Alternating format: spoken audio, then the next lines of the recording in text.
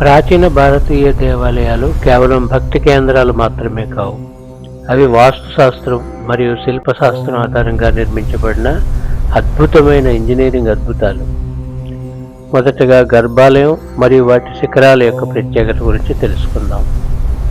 గర్భాలయం ఇది ఆలయానికి కేంద్రం. దీనికి కిటికీలు లేని చదరపు గదిగా నిర్మిస్తారు, ఎందుకంటే లోపల ఉత్పన్నమయ్యే శక్తి తరంగాలు బయటికి వెళ్లకుండా కేంద్రీకృతమై ఉండడానికి ఇది సహాయపడుతుంది. అలాగే శిఖరం, ఇది గర్భాలయం పైన ఉండే గోపురం. ఇది ఒక యాంటీనా లా పనిచేస్తుంది. అంతరిక్షం నుండి వచ్చే విశ్వశక్తిని అంటే కాస్మిక్ ఎనర్జీని గ్రహించి దాన్ని నేరుగా గర్భాలయంలోకి విగ్రహం పైకి పంపిస్తుంది. శ్రీయంత్రం మరియు ఓంకారనాథం, శాస్త్రీయంగా చెప్పాలనుకుంటే ఒక శబ్దాన్ని దృశ్య రూపంలోకి మార్చినప్పుడు అది ఒక నిర్దిష్టమైన జ్యామితీయ ఆకారాన్ని పొందుతుంది. ఓం, మీరు ఓంకారనాదాన్ని పలికినప్పుడు అది గాలిలో సృష్టించే ఆకారం శ్రీయంత్రంతో సమానంగా ఉంటుంది. అందుకే గర్భాలయం కింద రాగితో చేసిన శ్రీయంత్రాన్ని ఉంచుతారు. ఇది శబ్ద తరంగాలను గ్రహించి శక్తిని నిల్వ చేసే సర్క్యూట్ బోర్డు లాగా పనిచేస్తుంది. ఇకపోతే అభిషేకం. అభిషేకం వెనుక ఉన్న సైన్స్. విగ్రహంపై పాలు, తేనె లేదా పెరుగుతో అభిషేకం చేయడం వెనక ఒక విద్యుత్ రసాయనిక కారణం ఉంది. చాలా విగ్రహాలు అధిక సిలికా ఉన్న గ్రనైట్ రాళ్లతో తయారవుతాయి. వీటిపై ఒత్తిడి పడినప్పుడు లేదా ద్రవాలు పారినప్పుడు పైజో ఎలక్ట్రిక్ ప్రభావం ద్వారా స్వల్ప విద్యుత్ శక్తి విడుదలవుతుంది. అభిషేకానికి వాడే పాలు, తేనె ఎలక్ట్రోలైట్స్ గా పనిచేసి ఆ శక్తిని భక్తులకు ప్రసరింపజేస్తాయన్నమాట. ఇదే విధంగా పంచభూత స్థలాలు మరియు భౌగోళిక అమెరికా. దక్షిణ భారతదేశంలో 5 శివాలయాలు ప్రకృతిలోని 5 మూలకాలుగా అంటే గాలి, నీరు, నిప్పు, భూమి, ఆకాశంగా సూచిస్తారు. అద్భుతమైన విషయం ఏమిటంటే వీటిలో 3 ఆలయాలు అంటే కాళహస్తి, కాంచీపురం, చిదంబరం దాదాపు ఒకే రేఖాంశంలో ఉంటాయి. వేల ఏళ్ల క్రితమే మన పూర్వీకులు భూమి యొక్క అయస్కాంత క్షేత్రాన్ని ఇంత ఖచ్చితంగా లెక్కించారు. దేవాలయ సందర్శన. మనం గుడికి వెళ్ళినప్పుడు చేసే పనులన్నీ మన శరీరాన్ని రీసెట్ చేస్తాయి. ఎలా అంటే కాళ్ళకి చెప్పులు లేకుండా నడవడం, భూమిలో ఉన్న అయస్కాంత శక్తిని నేరుగా గ్రహించడం అంటే ఎర్తింగ్ అన్నమాట. ఇకపోతే గంట కొట్టడం. గంట ద్వారా వచ్చే శబ్దం మన మెదడులోని ఎడమ, కుడి భాగాల్ని ఏకం చేసి ఏకాగ్రతను పెంచుతుంది.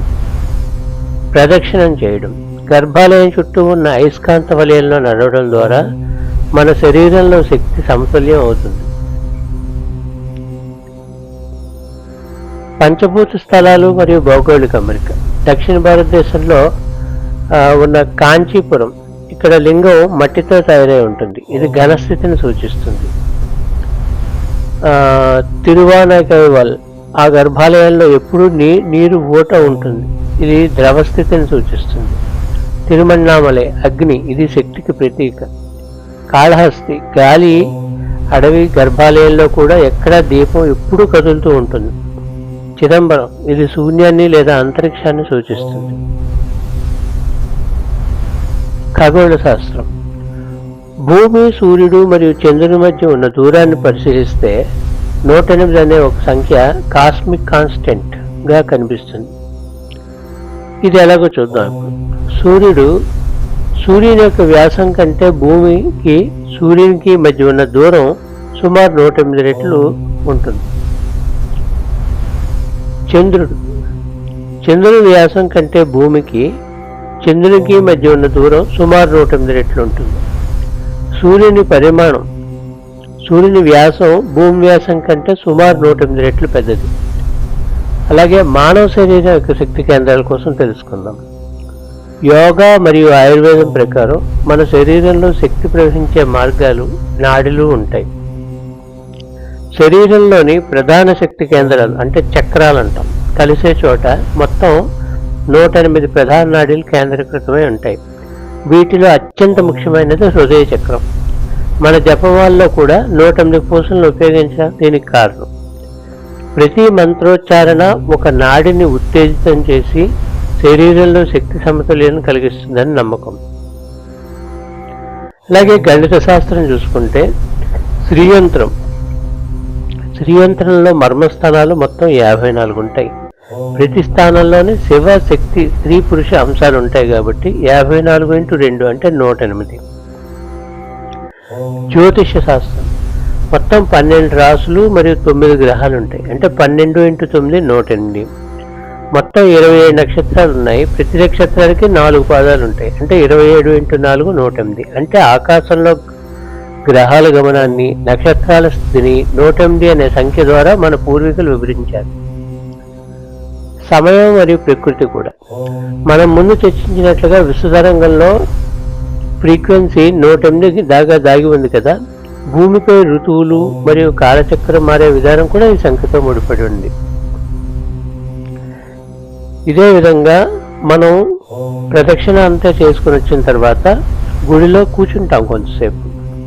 అది ఏం చేస్తుందంటే ఇంతవరకు మనం సమీకరించినటువంటి ఎలక్ట్రోమాగ్నెటిక్ శక్తి అనండి, లేకపోతే భగవంతుని యొక్క శక్తి అవనండి, ఇదంతా కూడా మనం కూర్చున్నప్పుడు బ్యాలెన్స్ అవుతుందన్నమాట. అందుకనే గుడిలో కొంచెంసేపు కూర్చోమని మనకి పెద్దవాళ్ళు చెప్పేవారు. ఇదే కాకుండా మనం ఇంకొక విషయం కూడా తెలుసుకుందాం. పూర్వం కొన్ని ఆలయాల్లోని డైరెక్ట్గా మొదటి సూర్యకాంతి అనేది విగ్రహం మీద పడుతుంది. అది ఏ రకంగానూ ప్రవేశించడానికి అవకాశం ఉండేది కాదు. కానీ ఆ రోజు మాత్రమే ప్రత్యేకంగా సూర్యకాంతి పడుతూ ఉంటుంది. అరసవిల్లి సూర్యనారాయణమూర్తి కానీ, లేదా మన కోణార్క్ దేవాలయం కానీ, ఇలా మిగిలిన కొన్ని తదితర దేవాలయాల్లో ఈ విధంగా జరుగుతూ ఉంటుంది. ఇది కూడా ఒక ఇంజనీరింగ్ అద్భుతం.